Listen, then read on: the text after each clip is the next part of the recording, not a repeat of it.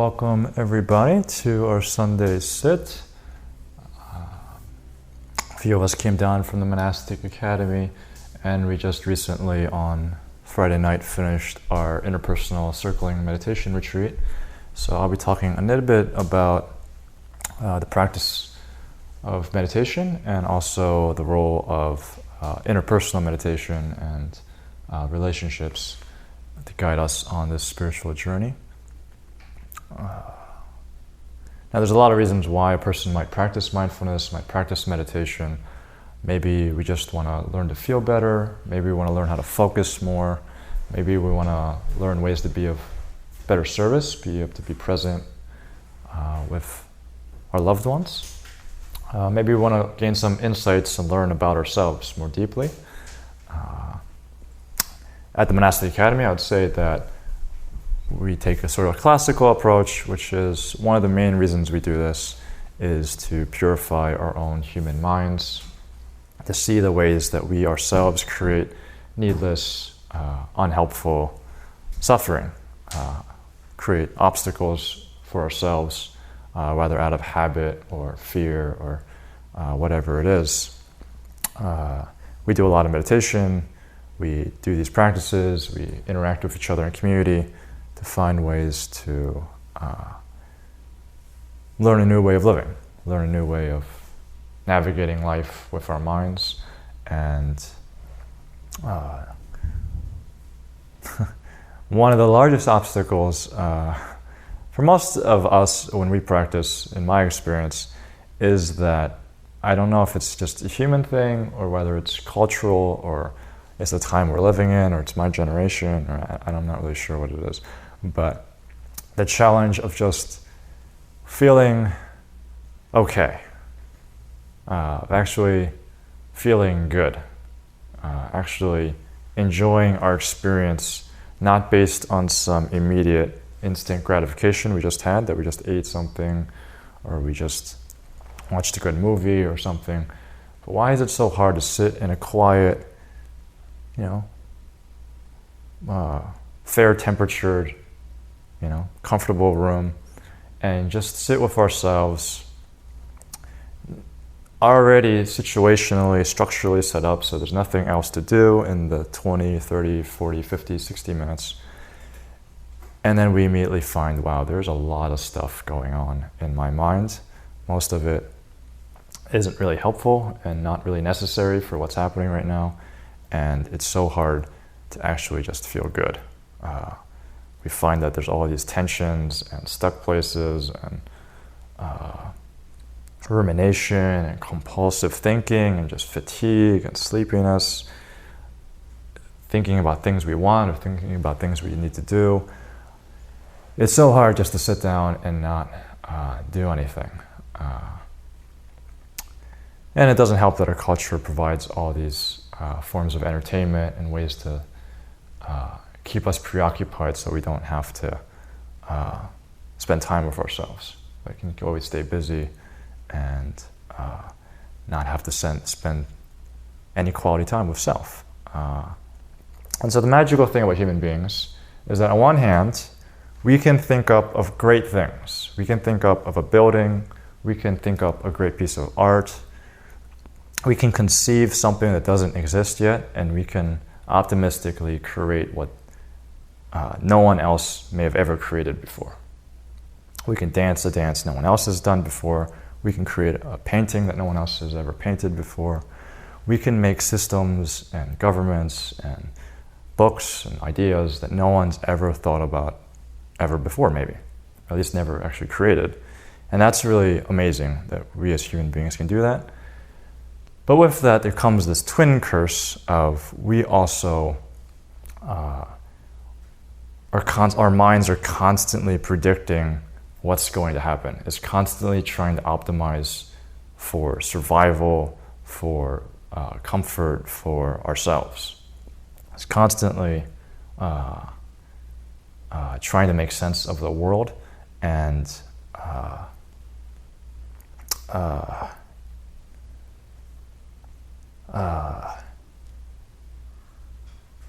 it's so hard to actually just spend time in the present. If you ever see a cat or see a dog, or see an animal, they don't seem to have any issue just lying there content. It doesn't seem like they're ruminating over their bills or their future careers or their relationship problems. Maybe they have a stressful situation and they just kind of shake or go to some other animal or their owner and get some loving touch or something, and then they just sort of chill. And for most of us, this is not a skill or practice that we were ever taught, and yet there's so much stress in human life that we can spend an eternity ruminating and thinking about all the dangers and stresses and how we're not good enough, or how we still need to accomplish something, or who am I going to become, or what is my dream or vision that I haven't done yet. I can spend many hours lying in bed restlessly thinking about ourselves, thinking about the world. And so on one hand, we have a great gift, this imaginative, creative, rational ability to create what isn't real, what isn't here. And we also have this great curse that because we have that ability, we can also imagine, predict, forecast inadequacies, troubles, stresses, dangers into the future that might not ever actually even happen. So one of the reasons we practice this path, practice this mindfulness, is to learn, how do I stay present right here? How can I experience this medium amount, this small amount of joy or peace or stress or tension, and just be with that? Not needing to solve it, not needing to fix it, not needing to explain it away or rationalize it or justify it or blame someone or blame ourselves. Just have the experience we're having before the labeling, before the judging, before the forecasting happens. Letting go of both the need to become something great and also the belief that we're nothing, that we're worthless. In my eyes right now, at least, this is one of the key reasons why people practice this path, ought to practice this path, why some of us spend weeks or months or years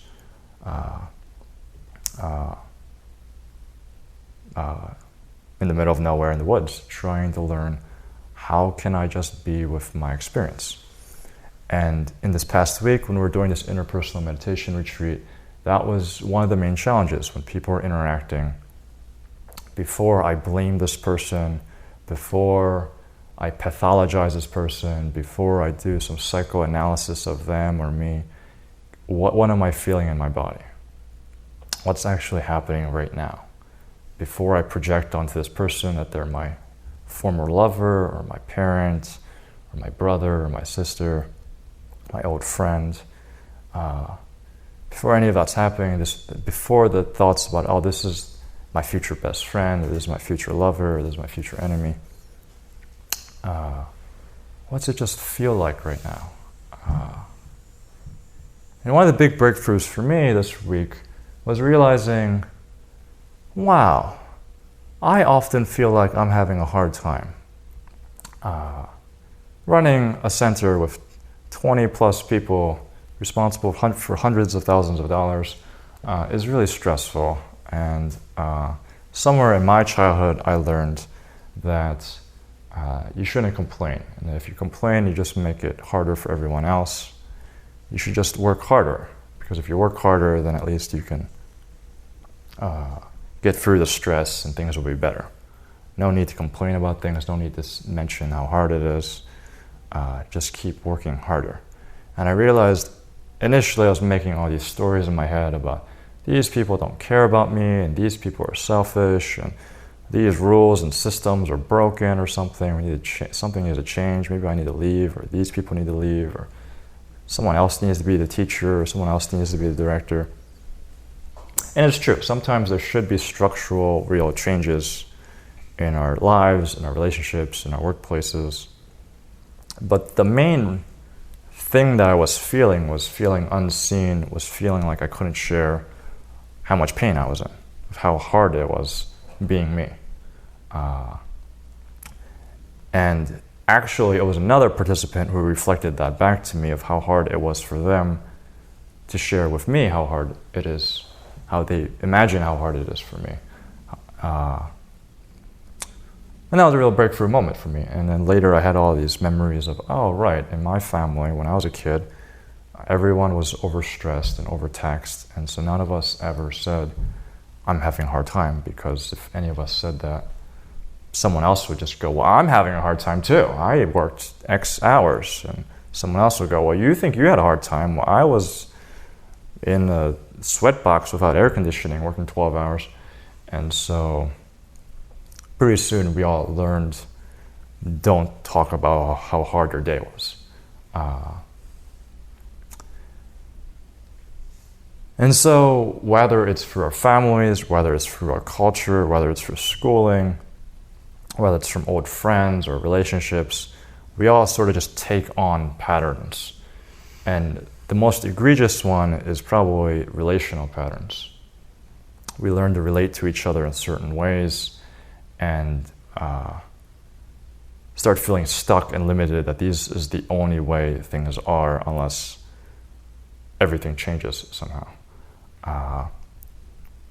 And one of the reasons we do a practice like mindfulness or an interpersonal meditation practice is to get more clarity on these patterns by just being with the experience as it is right now. Having a group of people willing and able in the moment to go, you know what, let's just feel our bodies right now and see what's there. It doesn't need to be good, it doesn't need to be bad, it doesn't need to be right, it doesn't need to be wrong. It is okay just to have our experience as it is.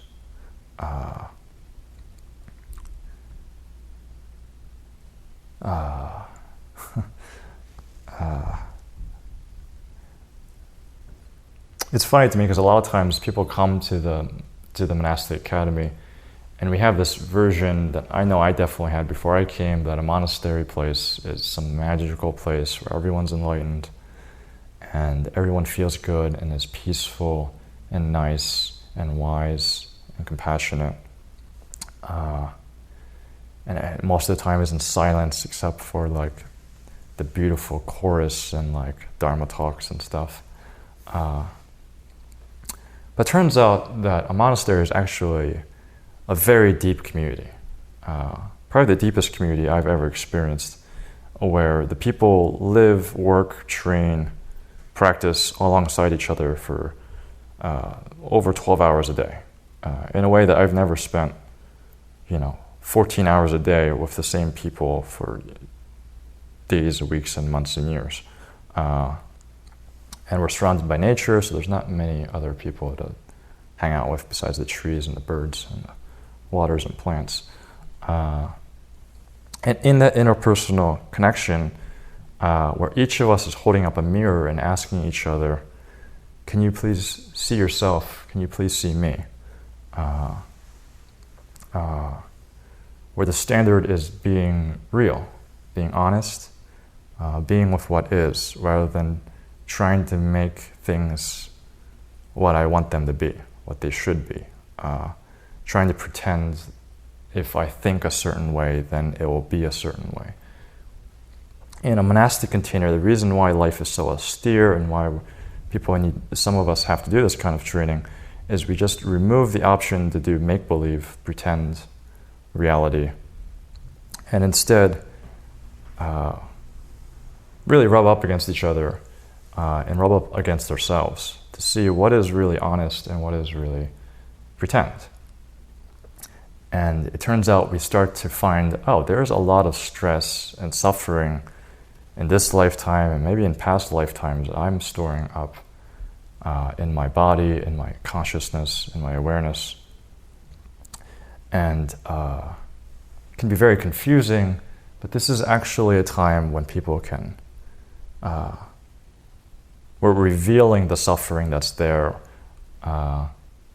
so that we can work through it, so that we can let it go, and so that we can choose new patterns and new ways of relating that don't create the same responses, don't create the same stress. That we can clear through this rather than numb out the pain. we go directly into the pain. And going through that pain, we find a way to relax and let go and find peace and find liberation, find what is a mind that doesn't need to hold on to anything, that doesn't have to identify with this good experience or this bad experience. And so one of the questions that came up during this retreat was, it seems like there's a lot of problems and stress and ill will in this room. Why can't we just be nice to each other and kind of love each other more? And I thought we'd do circling. I thought we would do the interpersonal meditation practice so that we feel more connected.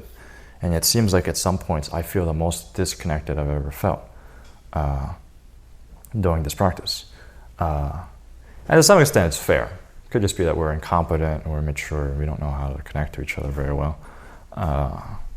That's always a valid possibility that we should seriously consider so that we don't get arrogant.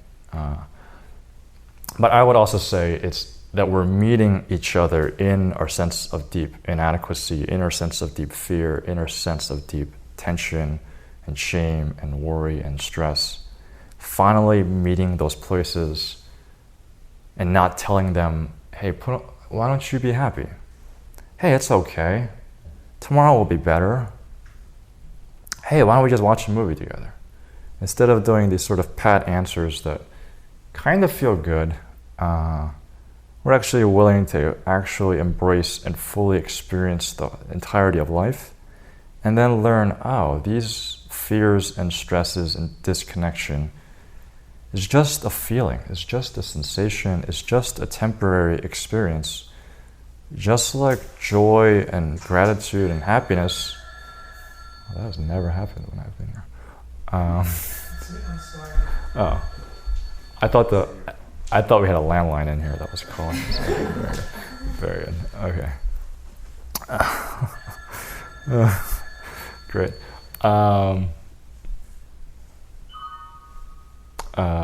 We finally meet each other in the entirety of our experience, and we learn, the entirety of life, the entirety of me is okay.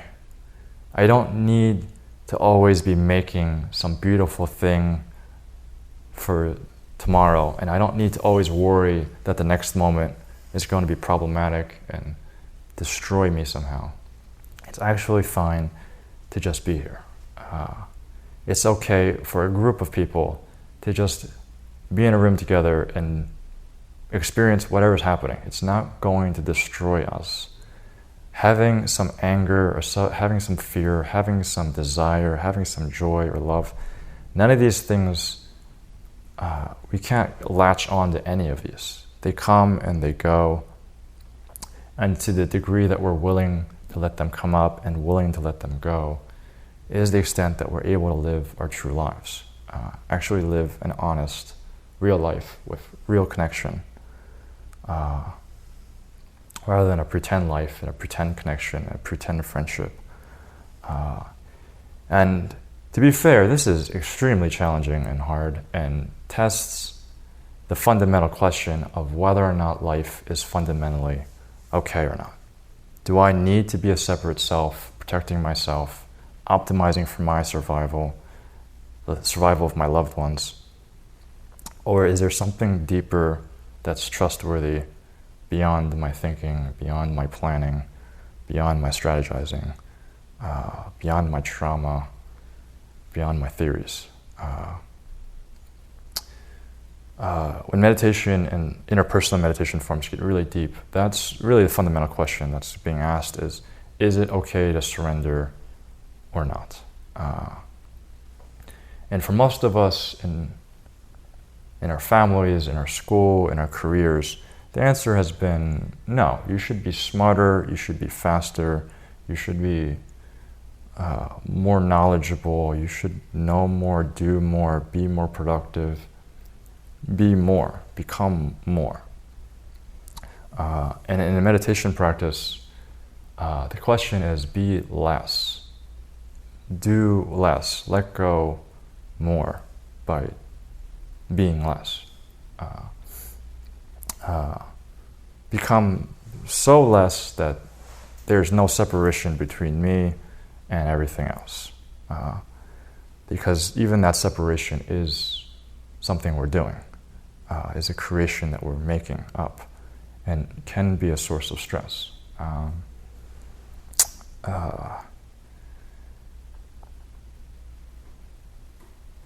And so I originally brought this interpersonal practice called circling to the monastery about 5 years ago, less than 5 years ago, and didn't really know or expect it would last as long as it has. I didn't expect I would be here as long as I have been here. I thought I would leave a long time ago. And one of the questions that often comes up is, why do interpersonal meditation practice? Why talk to each other? Why try to meditate with each other? Isn't that just hard? Doesn't it make more sense? You're by yourself and you focus on your breath, or you do a mantra and you can really go deep. As soon as you introduce another person, it seems like that's not meditation anymore. It seems like that would be distracting and just hard. Why add that difficulty and distraction to a practice? And this is a question I've wondered for the entire time. Is an interpersonal meditation practice spiritual or not? Is it just helping us be a little bit more better friends, or does it actually serve the same sort of goal as a silent meditation practice would?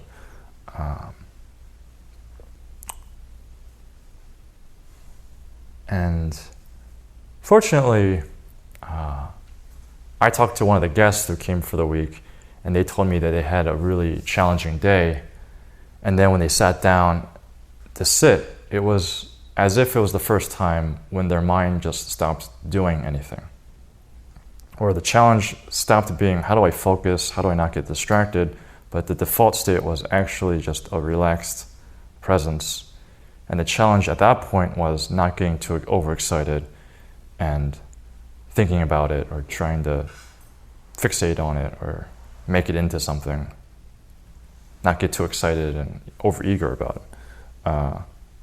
It was one of the first, maybe the first time that they experienced a mind that wasn't grasping and wasn't pushing away experience and could just abide. Just be present. And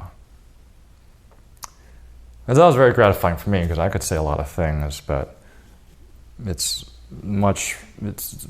evidence seems much more powerful when someone reports their experience that doesn't have the personal biases that I have about wanting this to be a spiritual practice. And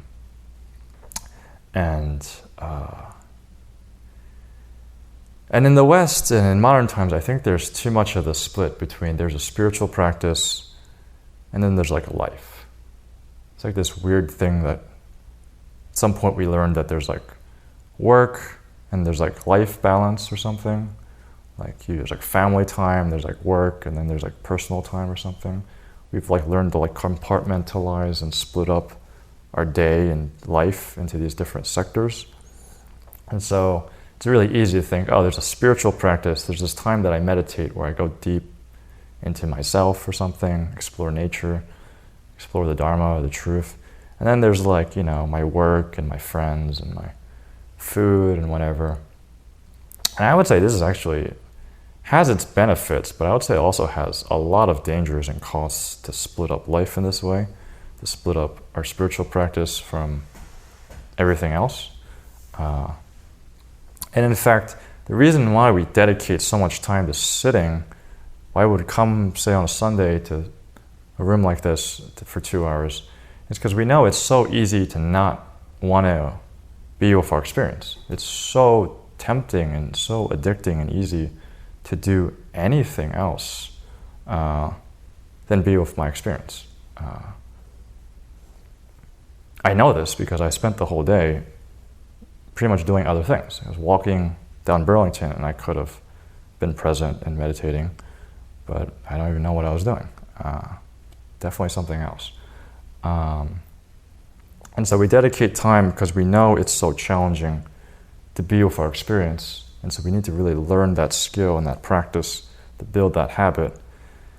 But that isn't the point. The point isn't to have some insight when we're meditating that will then somehow magically make us into perfect human beings or something. That's great if that happens. But the point is for this practice to become our life, so that what we do on the cushion, what we do when we're sitting, becomes how we relate to our entire life. Doesn't mean that we're necessarily following our breath or saying a mantra every second of our day, but it's that this level of presence, this level of acceptance, this level of dropping into our experience, being in our bodies, not catastrophizing and not fantasizing constantly about our experience, that becomes the basis of our entirety of our lives. And so naturally, in interpersonal meditation, relationships by that definition, of course that's part of the spiritual path, because that is where that's where it happens. That's where we know, is my practice really doing something or not? Do I show up in any different way at all when I'm interacting with my old friends and family and acquaintances and contexts? That's when I can know, oh, something has shifted now. And if it doesn't make an impact, if it doesn't make a difference in our relationships, then what's the point of meditating then? If it's just a feel-good half an hour every week or something, or once a day or something, that's beneficial, that is good, we should do that. But if that's all it did, there are a lot of other ways we can learn to feel good in 30 minutes rather than focusing on our breath or doing a mantra or something. And so this interpersonal meditation, this way of bringing mindfulness into relationships, into interpersonal contact, is one of my core passions of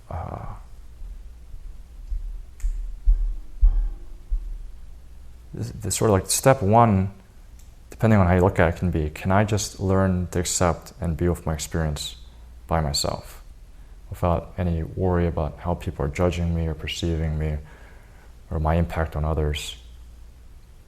And then step two is, can I do that with people? And the magical thing is that we can also invert it, and that other people can be with our experience, with my experience, and it actually helps me to be with my experience.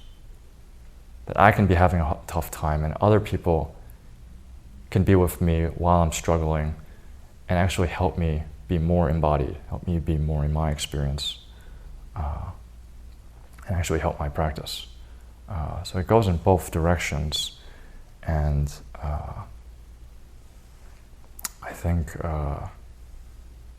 this is one of the things we're going to be practicing tonight, of how do we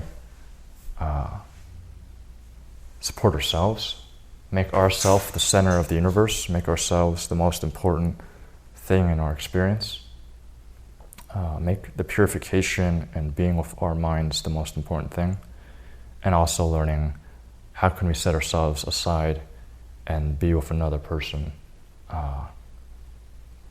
without making it personal, without making it about me. These are both complementary and necessary practices and skills that will help us really be in the world without this unnecessary suffering, without this unnecessary pain of either making ourselves secondary when we should be primary, and also when we make other people objects when we should see them as the beautiful being that they are. So we're going to practice both of these today.